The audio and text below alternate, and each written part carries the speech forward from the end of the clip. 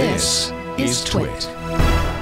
Now, as if Marriott didn't have enough problems with their data leak from last year, they're now rolling out more information about what was actually leaked. Now, according to Marriott this past week, Starwood hotels did not encrypt password numbers for 5.25 million of their guests. Now, when the attack was first revealed by Marriott at the end of November, it said that the information leaked was upward of about 500 million of their guests, all from reservation database of Starwood. Now, a major that's basically a new hotel chain bought by Marriott. Now, in this recent release, they're narrowing it down to the upper limit to be actually affecting guests of the upwards of 383 million.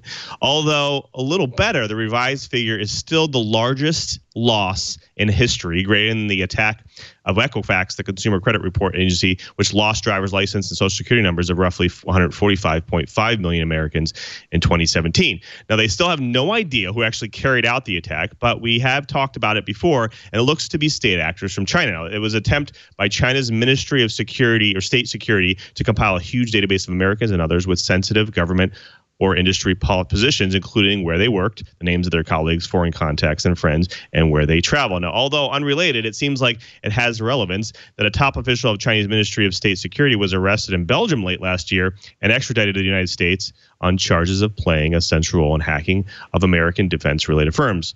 Now, why are password numbers such a big deal here? Well, if it will allow for intelligence services around the world and other governments to actually track people who cross borders. Now, the State Department issued a statement last month telling passport holders not to panic because the number alone would not enable someone to create a fake passport. Now, if nothing else, this has revealed another vulnerability in the hotel chain's data storage of passport data. That 5 million numbers were not encrypted, but 20.3 million were actually encrypted. So they need to find out why those two things weren't and justify that and fix that. Now, I guess there is an upside.